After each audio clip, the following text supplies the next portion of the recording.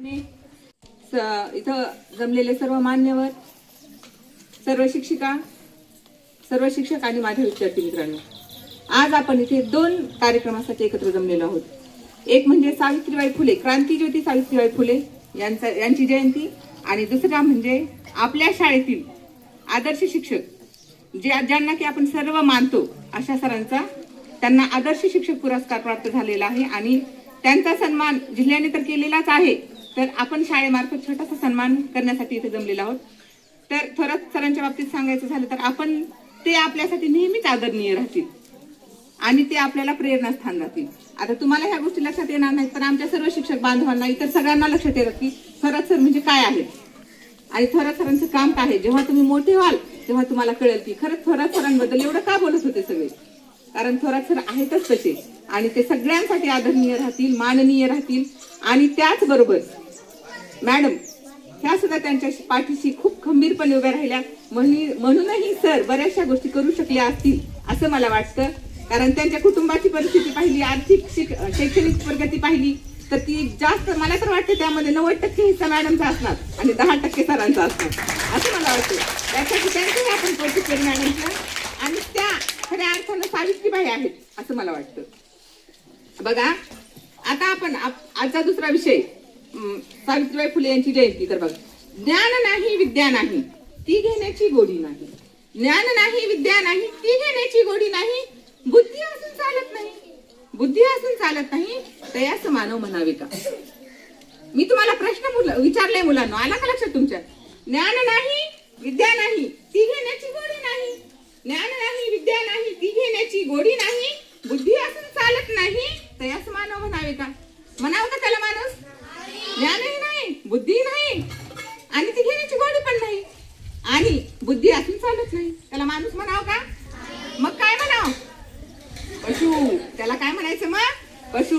बघा माणसाचं, स्त्रियांचं आयुष्य तसंच होतं आधी, पण जेव्हा शिक्षण माणसाच्या आयुष्यात शिक्षणाने प्रवेश केला तेव्हा माणूस हुशार झाला आणि काय काय करू लागला वेगवेगळ्या गोष्टी. तर बघा हे आपल्याला शिक्षणाची गोडी स्त्रियांच्या बाबतीत, आता पुरुषांच्या बाबतीत आधीपासूनच मुलं शिकतात, पण स्त्रियांच्या बाबतीत शिक्षणाची गोडी लावली आणि शिक्षणाचा हक्क मिळवून दिला, त्या म्हणजे ज्ञानज्योती सावित्रीबाई फुले. त्या जर नसत्या तर आज इकडची बाजू रिकामी असते आपली, आहे की नाही? मी सुद्धा इथं बोलायला उभी नसते आणि तुम्ही सुद्धा शाळेत आला नसतात. तर बघा सावित्रीबाई फुले यांचा जीवन परिचय समजून घ्यायचा म्हटलं तर 2-3 टप्प्यातून जावं लागतं आपल्याला. त्यांच्याबद्दल माहिती सांगायची झाली तर त्यांनी शैक्षणिक क्षेत्रात काय काम केलं हे जाणून घ्यावं लागेल. त्यानंतर त्यांनी सामाजिक दृष्ट्या म्हणजे समाज सुधारण्यासाठी काय काम केलं आणि स्त्रियांसाठी काय काम केलं या गोष्टी जाणून घ्याव्या लागतील. तर महिलांच्या शिक्षणासाठी सुरुवातीला सांगते मुलींनो, त्यांनी महिलांच्या शिक्षणासाठी पहिली शाळा काढली भिडेवाड्यामध्ये पुण्यामध्ये. माहितीये का तुम्हाला? सगळे आहे का? बघा आपण मुली शाळेत येत नव्हतो आधी, त्या सावित्रीबाई फुलेमुळे आपण शाळेत यायला लागलो. त्यांनी समाजाला सांगितलं की पुरुषानं जसं शिकलं पाहिजे तसं स्त्रीनंही शिकलं पाहिजे आणि ती स्त्री शिकली तरच पुढे जाईल. बघा तर त्यांनी भिडेवाड्यामध्ये पहिल्यांदा शाळा काढली, नंतर पण समाजातील लोकांनी काही विरोध केला, ती शाळा बंद पडली आणि नंतर परत त्यांनी शाळा सुरू केली. पण त्या शाळेमध्ये आता त्या काळातही काही पालक असे होते की त्यांना वाटायचं की आपण मुलींना शिकवावं, पण समाजाच्या भीतीने ते डायरेक्ट मुलींना शाळेत आणू शकत नव्हते. मग त्यांनी काय करायचे? मुलांना पोत्यात घालायचे, मुलींना आपल्या पोत्यात घालायचे आणि शाळेत शिकायला आणायचे. पण शिकायला आल्यानंतर त्यांना शिकवणार कोण? मग शिकवणार कोण? तर ज्योतिबा फुले यांनी प्रथम आपली पत्नी सावित्रीबाई फुले हे की जे समोर आहेत तुमच्या, तर त्यांना शिक्षण दिलं आणि त्यांना त्या मुलींना शिकवायचं काम दिलं. म्हणजे पहिल्या शिक्षिका आणि पहिल्या मुख्याध्यापिका कोण आहेत? सावित्रीबाई फुले. लक्षात ठेवा. तर सावित्रीबाईंनी बघा त्यांचं एक हे होतं, आधी निदान करायचं नंतर उपचार करायचे. कोणत्याही रोगाचा आपण दवाखान्यात गेल्यानंतर आपल्याला आजार काय झाले हे कळाल्याशिवाय उपचार घेऊ शकतो का आपण? मग सावित्रीबाईंनी पण तसंच ठरवलं, आधी निदान आणि नंतर उपचार. त्यांनी ठरवलं की अज्ञान हे समाजातील दुःखाचं मेन कारण आहे. बघा अज्ञान, मग त्याच्यासाठी काय केलं पाहिजे? शिक्षण दिलं पाहिजे आणि त्यासाठी मुलींना शिक्षण दिलं पाहिजे. बघा जिच्या हाती पाळण्याची दोरी ती जगाला उद्धारी. बघा हे ओळखलं सावित्रीबाई फुलेंनी आणि त्यांनी मुलींना शिक्षण द्यायला सुरुवात केली. मग त्यांना काय थोड्या अडचणी आल्या असतील का शिकवताना? नाही, आम्ही येतो शाळेत मुलांनो तुम्हाला शिकवतो आणि जातो, पण तो काळ तसा नव्हता. त्या शाळेतून येताना एक साडी घालायच्या, त्यांच्या अंगावर दररोज चिखल दगड फेकले जायचे, पण ते असं समजायचे की हे आपल्या अंगावर फुलं पडत आहे आणि त्या शाळेत जायच्या, दुसरी साडी घालायच्या आणि मुलांना शिकवायच्या, मुलींना शिकवायच्या. आणि नंतर त्या परत जाताना ती परत ती साडी घालून जायच्या. मग ह्या कार्यामध्ये त्यांना किती अडचणी आल्या असतील रे. बघा आपल्याला मुलांनो किती अपमान आहे हा. अक्षरशः लोकांनी अंगावर शेण फेकणं, दगड फेकणं. आपल्याला कोणी जर बोललं, आम्ही बोललो तर तुम्हाला राग येतो मुलांनो, बरोबर आहे की नाही. मग त्या काळामध्ये एवढा अपमान सहन करून सुद्धा त्यांनी आपलं कार्य पुढे चालवलं. मग एक लक्षात ठेवायचं, कितीही अडचणी आल्या, कितीही अडचणी येऊ द्या, आपल्या कार्य कधीही थांबवायचं नाही. बरोबर आपल्याला यश मिळतं. तसंच आहे, तुम्हाला काही बनायचं असेल तर तुम्हाला कितीही अडचणी येऊ द्या ना, पण तुम्ही अभ्यास सोडायचा नाही. अभ्यास नाही सोडला की बरोबर तुम्हाला जे पाहिजे ते मिळतं. त्यानंतर बघा आता शैक्षणिक कार्य झालं त्यांचं. त्यानंतर बघा त्यांनी सामाजिक कार्य कोणते केले, समाजासाठी कार्य काय केलं. तर त्यांनी आपण जे संक्रांतीच्या वेळेस हळदी कुंकवाचा कार्यक्रम ठेवतो की नाही, तो आतापासूनचा नाही मुलींना, सावित्रीबाई फुले यांच्या काळापासूनचा. तर त्यांनी पहिला हळदी कुंकवाचा कार्यक्रम ठेवला आणि त्याला एक कारण होतं. त्यांना असं करायचं होतं की समाजामध्ये जो जातीभेद आहे, बघा वेगवेगळ्या समाजाच्या स्त्रियांना बोलावलं जात नसेल, मग हा समाजातील जातीभेद नष्ट करण्यासाठी, कमी करण्यासाठी त्यांनी हळदी कुंकवाचा कार्यक्रम ठेवला आणि त्यामध्ये सगळ्या जाती धर्माच्या समाजाच्या सगळ्या स्त्रियांना बोलावून घेतलं आणि तिथं ते त्यांना मार्गदर्शन करत असे. मग अशा प्रकारे थोडी तरी समाजातून जाती व्यवस्था दूर होण्यासाठी मदत झाली. त्यानंतर बघा त्यांनी त्या काळामध्ये विधवा स्त्रीचं आयुष्य फार वाईट होतं. बघा मुलांना, एखाद्या स्त्रीचा नवरा जर मेला, तिचा पती जर मेला, तर एक तर त्या बाईला त्या पुरुष तिच्या नवऱ्याला जाळताना त्या सरणावर ढकलून दिलं जायचं. मी तुम्हाला सांगते शिकवताना वेळोवेळी, आहे की नाही, तुम्हाला माहिती आहे, सांगायची गरज नाही. त्यानंतर दुसरी एक शिक्षा दिली जायची त्या स्त्रीला, तिनं केस कट करायची, चपटी करायची अक्षरशः.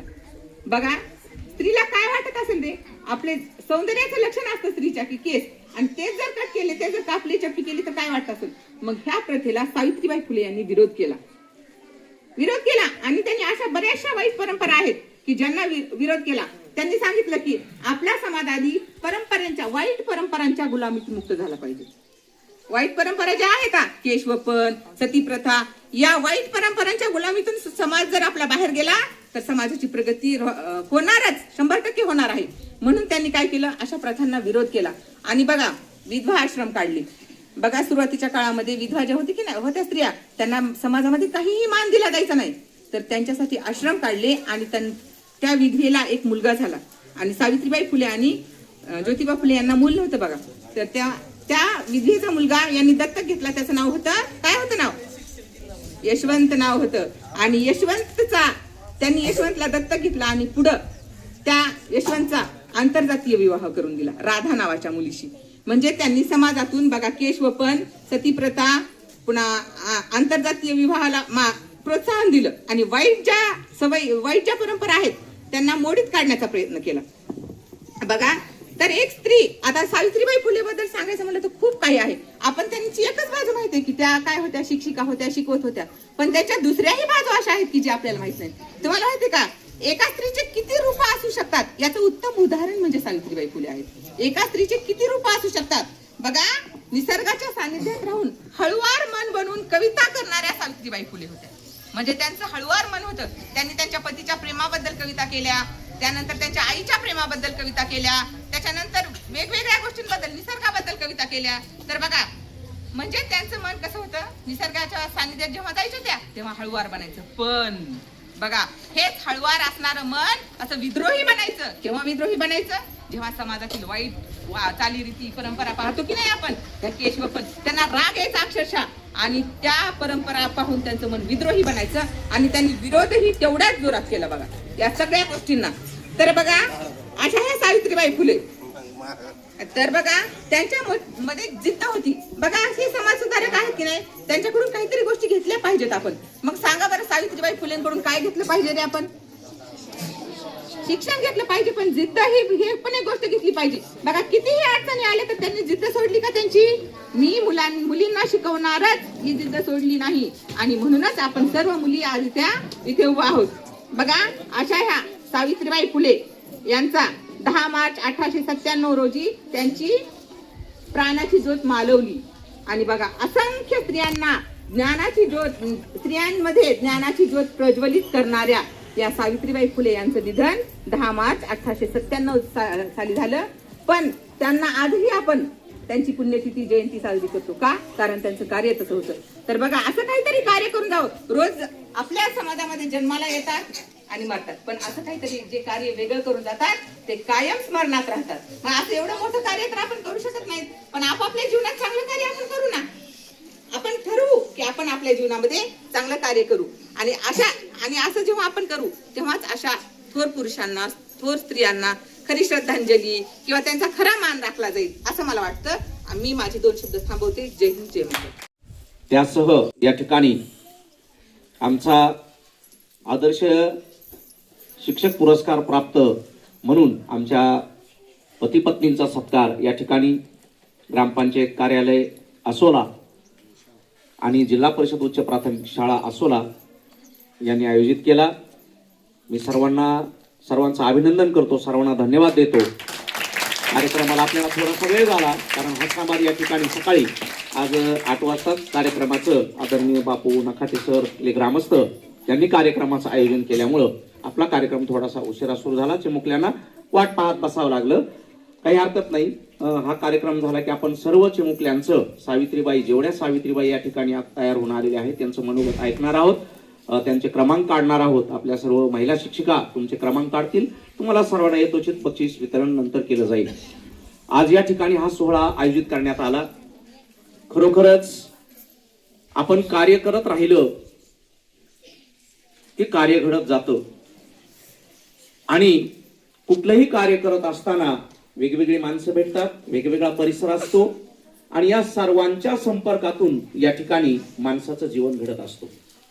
आज या ठिकाणी आपल्या गावातील सर्व प्रतिष्ठित मंडळी, सन्माननीय सरपंच, शाळा व्यवस्थापन समितीचे सर्व सदस्य आणि योगायोग या ठिकाणी आलभ्य लाभ म्हणजे आपणा सर्वांचे मार्गदर्शक हरिभक्त परायण ज्ञानेश्वर माऊली लांबगुरुजी या ठिकाणी उपस्थित आहेत. मी सर्वांना धन्यवाद देतो की आपण वेळात वेळ काढून या ठिकाणी आमच्या पती पत्नीच्या सत्कारासाठी उपस्थित झालात. जिल्हा परिषदेच्या माध्यमातून, सामाजिक संस्थांच्या माध्यमातून काम करत असताना या ठिकाणी हा पुरस्कार आणि सन्माननीय पालक, गावकरी, ग्रामस्थ यांनी दिलेला मान खरोखरच आमच्या या भावी वाटचालीसाठी अतिशय प्रेरणादायी आहे. सर्वांनी आमच्यावर भरभरून प्रेम केलं. आपला स्नेहभाव, आपलं सहकार्य हे आम्हाला असंच मिळो. आपलं प्रेम आणि सहकार्य, आपली साथ हेच आमच्यासाठी प्रेरणा आहे, आणि त्याच्यातून आम्हाला जास्तीत जास्त काम करण्याची संधी या ठिकाणी आणखी उपलब्ध झालेली आहे. आणि म्हणून कर्तव्य, सर्वात प्रथम कर्तव्याला श्रेष्ठ मानायचं, आणि आपलं कर्तव्य करत असताना कुठल्याही गोष्टीशी आपण कधी काहीही तडजोड करायची नाही, तरच आपण यथोचित ध्येय प्राप्त करू शकतो आणि इतरांचं समाधान करू शकतो. आणि म्हणून आमच्या शिक्षकांच्या जीवनामध्ये विद्यार्थी हा आपला केंद्रबिंदू आहे. आणि म्हणून मीच तर आमचे सर्व शिक्षक बांधव, बंधू भगिनी, आपण या विद्यार्थ्यांच्या यशस्वीतेसाठी, गुणवत्तापूर्ण शिक्षणासाठी आणि त्यांच्या भवितव्यासाठी सतत झटत राहू अशी अपेक्षा या ठिकाणी आज आपण व्यक्त करूया. आपण सर्वांनी या ठिकाणी जो आमचा सत्कार केला, आम्हा पती पत्नींचा सत्कार केला, लाड सरांनी सांगितलं, महाराजांनी पण सांगितलं, खरोखरच कुठलंही कार्य एक व्यक्ती करू शकत नाही. त्या व्यक्तीला परिवारातून आणि समाजातून दोन्ही बाजूने सहकार्य लागतं. सर्वात महत्वाचं असतं की पारिवारिक सहकार्य. आणि म्हणून आमच्या सौभाग्यवती सिंधुबाई यांनी आमच्या परिवाराला आणि सामाजिक कार्याला अगदी यथोचितरित्या हात दिला, साथ दिली, आणि त्याच्यामुळं मी बऱ्याच वेळेला उभारी घेऊन बाहेर पडू शकलो. आणि म्हणून खरोखरच माणसाच्या जीवनामध्ये सहकार्य, सहभाव अत्यंत महत्वाचा आहे. आणि म्हणून आजही या ठिकाणी महाराज, आमचा जिल्हा परिषद शाळा, आमच्या शाळेचे सर्व शिक्षक बंधू भगिनी आणि हा गाव, आसोला गाव, आमचा हसनाबाद आम्हाला वेगळंच वाटत नाही. आणि म्हणून आसोला, हसनाबाद आणि आमची शाळा हा एक परिवार आहे. आम्ही सर्वजण या ठिकाणी एक कुटुंब म्हणून काम करतो, एक परिवार म्हणून काम करतो. आणि काम करत असताना कमी ज्या सर्व गोष्टी जो तो आपापल्या जबाबदारीने काम करण्याचा प्रयत्न करतो. अतिशय सुंदर ऍक्टिव्ह टीम, स्टाफ या गावाला, या शाळेला आणि आम्हाला या ठिकाणी मिळालेला आहे. मी माझ्या सर्व शिक्षक बंधू भगिनी सहकार्यांचं या ठिकाणी खूप खूप अभिनंदन करतो. कुठलं यश, त्या कुटुंबाचं यश हे त्या कुटुंबकर्त्यावर नसतं, तर त्या कुटुंबकर्त्याला त्या कुटुंबातील दिलेल्या सर्व सदस्यांनी योगदानावर असतं. सहकार्यावर असतं आणि म्हणून आमची सर्व टीम या ठिकाणी अतिशय चांगल्या सहकार्यातून या ठिकाणी काम करतात. मी आमच्या टीमला या ठिकाणी शुभेच्छा देतो. हा पुरस्कार, हा सन्मान माझा एकट्याचा नाही, माझ्या एकट्या परिवाराचा नाही, तर आपल्या सर्व शिक्षक बांधवांचा आहे, आपल्या आसोडा गावाचा आहे, ग्रामस्थांचा आहे. आणि म्हणून आपल्याला अभिमान आहे की आपण ज्या ठिकाणी काम करतो त्याचं नाव महाराष्ट्राच्या पटलावर नोंदलं गेलं आणि ते नोंदण्यासाठी आपल्या सर्वांचं सहकार्य या ठिकाणी आम्हाला भरभरून मिळत राहील अशी अपेक्षा व्यक्त करतो. बालिका दिनाच्या सर्व विद्यार्थ्यांना या ठिकाणी परत एकदा शुभेच्छा देतो. कार्यक्रमानिमित्त उपस्थित सर्वांना हार्दिक त्यांचे आभार मानतो, धन्यवाद देतो आणि असंच पुढं प्रेम सहकार्य मिळत राहावं अशी ईश्वरचरणी प्रार्थना करतो. आणि माझं या ठिकाणी 2 शब्द या ठिकाणी म्हणून संपवतो. जय हिंद, जय भारत.